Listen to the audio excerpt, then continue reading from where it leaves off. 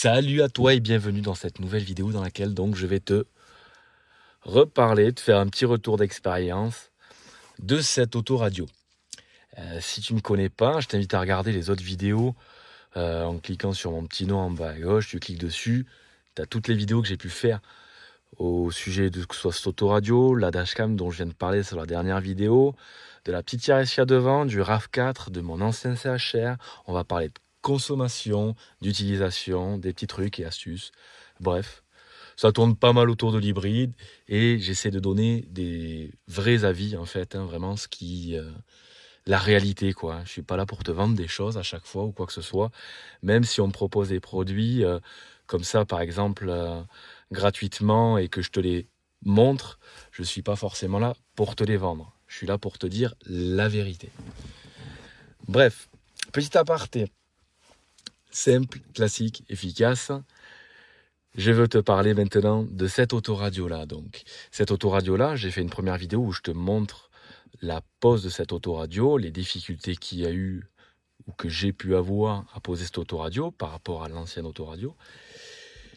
Je ne sais plus si je te parle du temps de pause, hein, mais bon, je vais te refaire une petite piqûre de rappel. Tu vois, j'avais dû mettre à peu près, la première fois, une bonne heure à poser cette autoradio. Là, comme tu peux le voir, tu vois, j'ai une petite étiquette. Donc, ça veut dire que cette autoradio a été remplacée en SAV parce que je vais te parler réellement de tout ce qui s'est passé depuis ces 2-3 mois entre l'utilisation et tout ça. Donc, cette autoradio, enfin pas celui-là, celui que j'avais juste avant, qui est exactement le même en soi, hein, celui de la vidéo du montage. Je l'ai posé au mois de novembre, au mois de décembre de l'année passée. Il a très bien fonctionné, il fonctionnait toujours aussi bien. Mais pour toi, je voulais tester tout le service après-vente en fait directement de Dazeta. Parce que c'est une marque qu'on ne connaît pas forcément en France. Il y en a certains qui ont déjà monté ce type d'autoradio là, j'ai vu sur les Nissan, pas celui-là, hein, parce que ça reste des autoradios spécifiques à chaque véhicule. C'est ce qui est assez bien avec cette marque en fait, c'est qu'ils font une interface, un système pour chaque véhicule en fait. Et ça c'est pas mal, du coup ça se marie très bien avec sa voiture. Donc j'ai vu d'autres personnes aussi, il y a des vidéos aussi sur YouTube qui en ont monté sur des CHR. Ils en sont super contents aussi, tout comme moi aujourd'hui. Alors moi j'ai fait du coup tout le processus, j'ai testé tout le SAV, et c'est-à-dire la communication avec le service après-vente, pour le paramétrage, pour voir quelques réglages, ce que l'on peut améliorer et tout ça. Il y a eu, d'ailleurs je suis content, il y a eu des choses qui ont été améliorées. Alors est-ce que c'est grâce à moi ou pas? Je ne sais pas, mais il y a des choses qui ont été améliorées. Notamment, tu vois, si tu as envie de regarder ma première vidéo sur la notice de montage et tout ça, tu vois, quand j'ai reçu le deuxième, j'avais une belle notice de montage bien détaillée. Donc je ne sais pas si c'est grâce à moi, mais en tout cas, je sais que sur leur site, du coup, il y a ma vidéo de montage qui est affichée chez eux. Et j'en suis très content. Donc comme je te disais, j'ai testé le SAV de A à Z, donc pour plein de choses. Et même donc j'ai renvoyé l'ancienne autoradio et j'en ai reçu donc un nouveau. Parce que j'avais un petit souci, je vais être franc avec toi, j'avais un petit souci, je trouvais que je captais pas très bien la radio. Donc ce problème a été réglé. Ils m'ont renvoyé tout simplement une unité neuve. Et exactement, il s'est passé 3 semaines de délai entre l'envoi de mon autoradio et la réception du nouveau. Il s'est passé 3 semaines de délai parce qu'on était juste après les fêtes. Donc je peux concevoir que ça prenne un petit peu de temps, c'est totalement normal. Le premier autoradio, lors de la commande, tu vois, j'avais dû le recevoir à peu près en même pas 15 jours, quoi, entre, allez, je vais parler large, réellement, entre 10 et, 10 jours, 3 semaines, mais 3 semaines, on n'y était pas, il me semble pas. Donc voilà.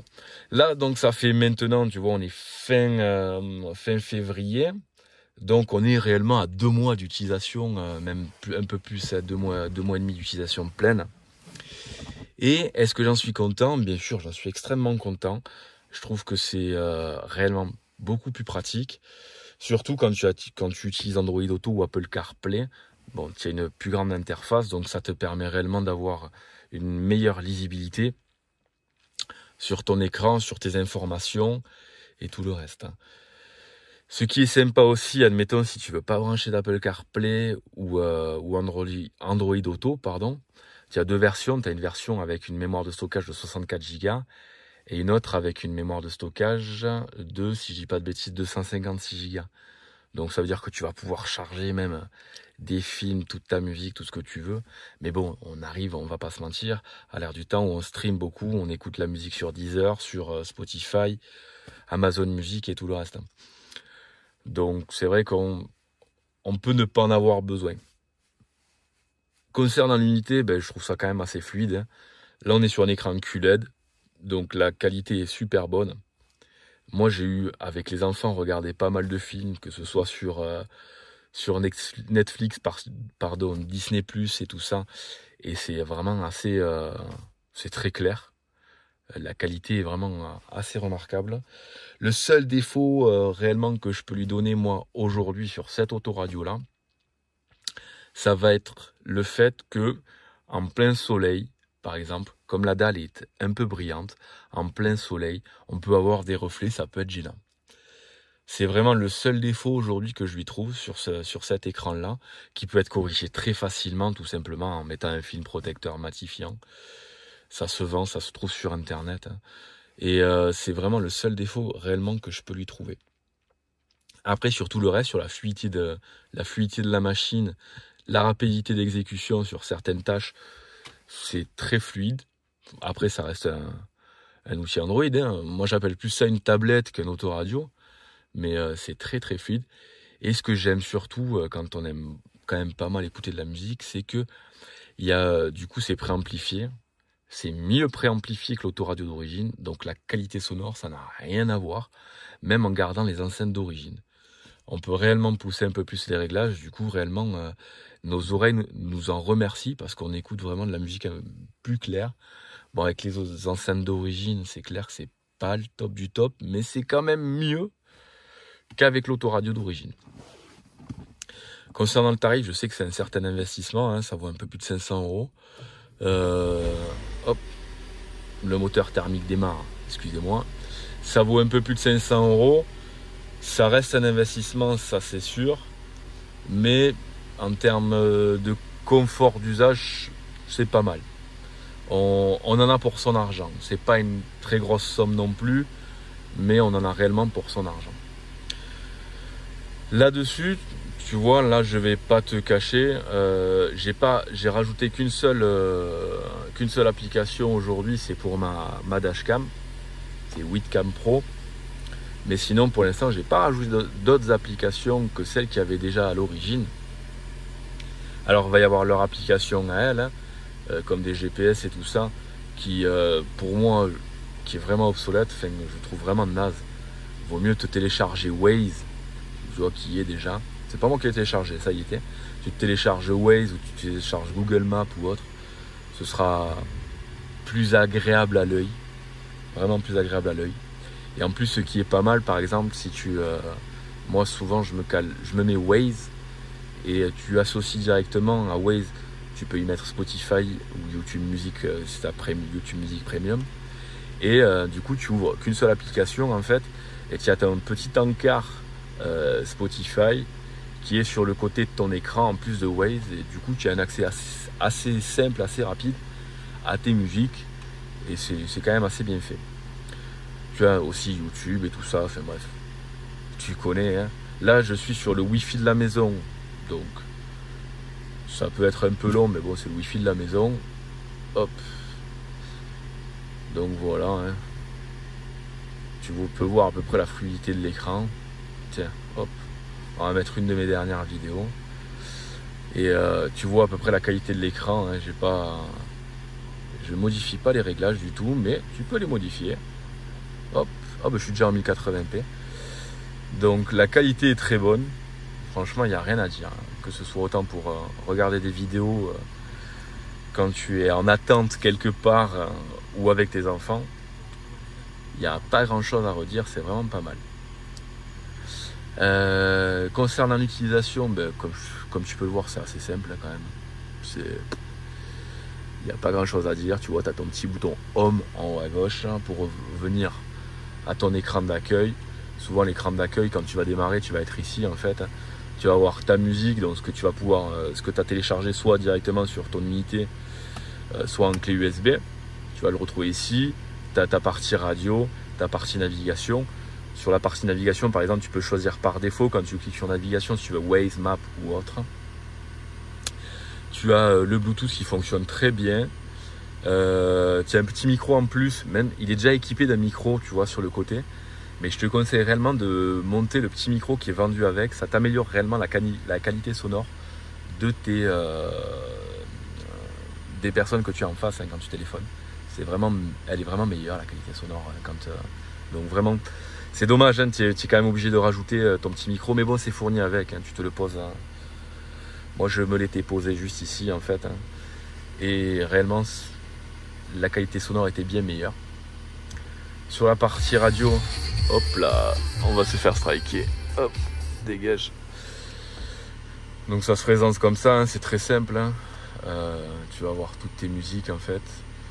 Alors, tu te les présélectionnes. Voilà, il y a tout est simple, classique, efficace. T'as beau faire un retour en arrière, t'as toujours ta musique qui tourne. Tu perds pas tes commandes au volant.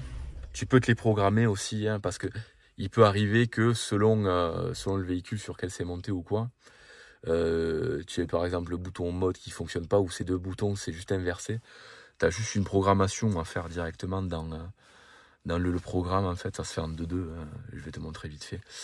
Hop, tu vas ici, tu descends, tu fais système et tu fais, oh non merde, pardon, si je me trompe, tu vas à voiture, hop, paramètres d'extension, tac tac, et tu peux choisir par exemple pour ta caméra ce qu'il y a comme moi, enfin je t'ai déjà montré sur la première vidéo, je sais pas pourquoi j'en reparle, mais bon, c'est pour te faciliter la tâche. Tu vois, quand tu mets marche arrière au début, il se peut que tu vois, tu as les caméras derrière qui soient pas jolies, donc tu peux inverser et arranger quelques petits trucs dans tes réglages. C'est rien en fait, c'est que du peaufinage en soi. Donc c'est assez simple. Franchement, tes réglages sont très simples. Je t'en parle pas plus parce que c'est vraiment personnel les réglages pour moi. Donc voilà. Tout ça pour te dire que ce petit retour d'expérience, pour moi, il est concluant. Je suis quand même assez content d'avoir cette unité-là aujourd'hui qui réellement apporte un plus à la voiture. Ça rajeunit un petit peu la voiture.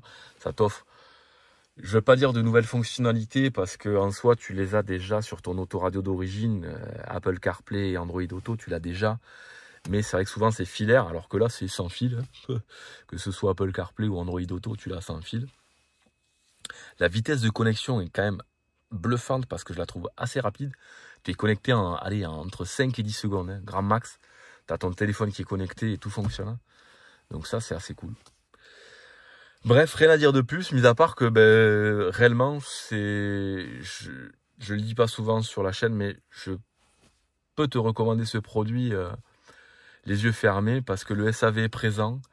La qualité est là, la simplicité quand même d'usage est là, même si au début c'est un peu, tu te dis ouais, il y a plein de choses, on va pouvoir faire, mais on va être franc, les 3/4 du temps tu es ici, tu vas choisir ta radio, ta musique, point fin.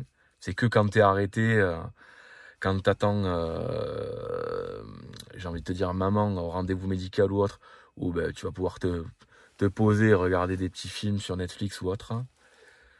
Mais c'est très simple à l'usage réellement. C'est une tablette, voilà, ni plus ni moins, c'est une tablette transformée en autoradio. Donc c'est pas mal, c'est pas mal, c'est pas mal. Bref, ça je peux te dire maintenant, je peux l'enlever. Voilà. C'est que je voulais pas te faire la vidéo sans enlever ça pour te dire réellement ce qui s'était passé et voilà, que ça avait été remplacé, que ça avait été très rapide. Donc le SAV est réellement présent et ça fait vraiment plaisir. Bref, si tu veux voir d'autres vidéos, n'hésite pas à liker, partager, t'abonner. Prochaine vidéo, elle va parler, tu vois, je vais changer la sono, je vais changer les enceintes.